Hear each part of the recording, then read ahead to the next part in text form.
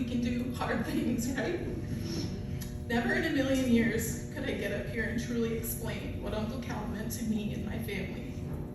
Not to be dramatic, but he was kind of like a hero to me. I know a lot of us feel the same way, but Uncle Cal has always made me feel like he was my biggest fan, always showing up, being present, providing opportunities I wouldn't otherwise have, giving his undivided attention, and no matter what, loving me unconditionally. Years ago, Uncle Cal gave me one of my first paying jobs, albeit it wasn't a glamorous job, but a paying job nonetheless.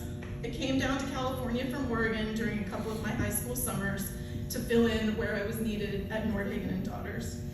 Driving Kelly and Carrie wherever they needed to be, chasing realtors to find keys to properties, drawing torturous diagrams, picking up lunch for the office, and some other wild goose chases. Most of the time, Uncle Cal would give little information and a very outdated map book and send me on my way. At the time, some of these tasks felt scary and unknown, but many life's lessons were learned those summers. And as I have time to reflect, I kind of think he was doing that on purpose. During a family trip to Russia, I learned so much about how enormous Uncle Cal's heart really was. Everyone in this room knows that he would literally give the shirt off his back for anyone in need. And this trip to Russia was no different. Through our itinerary, we knew we would be meeting up with a family whose son I met in college. We knew we would see the family and how unfortunate things were for them there. Before leaving the States, Uncle Cal insisted that we buy multiple extra suitcases and fill them with gifts for this family. Handing these gifts over was like Christmas to them, and Uncle Cal's face lit up with excitement. He absolutely made their day. As I went off to university, Uncle Cal bought me my first computer. I thought I was hot shit with a new computer dialed into Prodigy. Plus, I was able to keep up with my business student counterparts.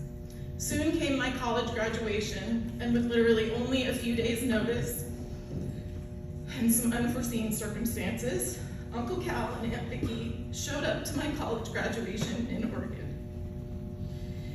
If anyone's ever sat through a college graduation, you know how boring it can be to listen to every single name getting called. But Uncle Cal made me feel like it was the most exciting time that he had.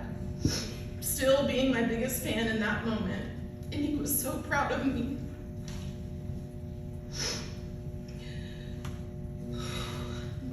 Showing up once again on one of the most important days of my life, 20 years ago.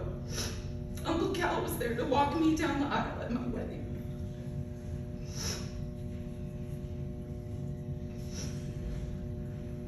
Of course, he accepted my offer when I asked and said he couldn't wait, and he was honored. Uncle Cal and Uncle Russ were there to escort me, hold on tight, proudly hand me off to Kyle at the end of the aisle, and dance with me later that evening. It's definitely a day I'll never forget.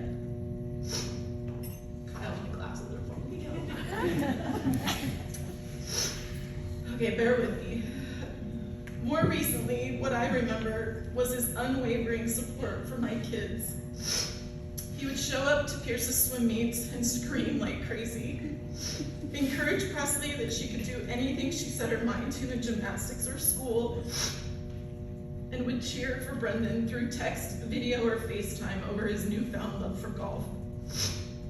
Uncle Cal provided tips and encouragement through all the things that my kids did, and the impressions he made were priceless. Just last week, Brendan, my oldest, who's literally on a plane flying home from his first semester at college, he sent me a photo of himself at the golf course on IU's campus. I wasn't only elated to be getting a message from Brendan and a photo, but the first instinct I had was to forward the photo to Uncle Cal.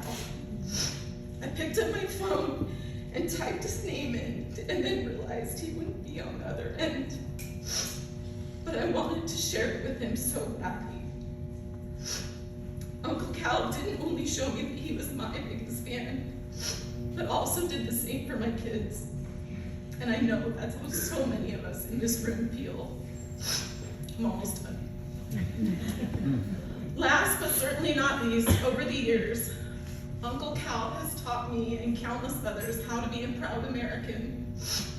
He would educate and inform and let us know how important it is to respect the history that we have, speak up for ourselves, and honor our veterans.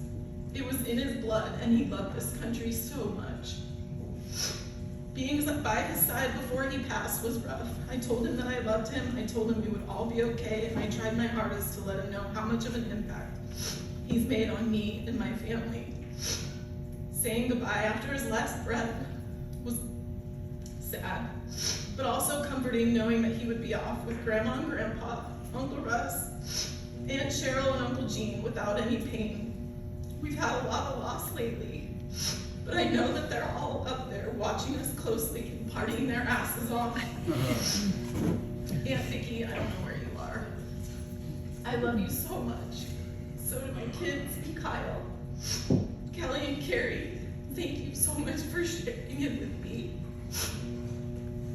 And as Uncle Cal would say, kick ass and God bless America.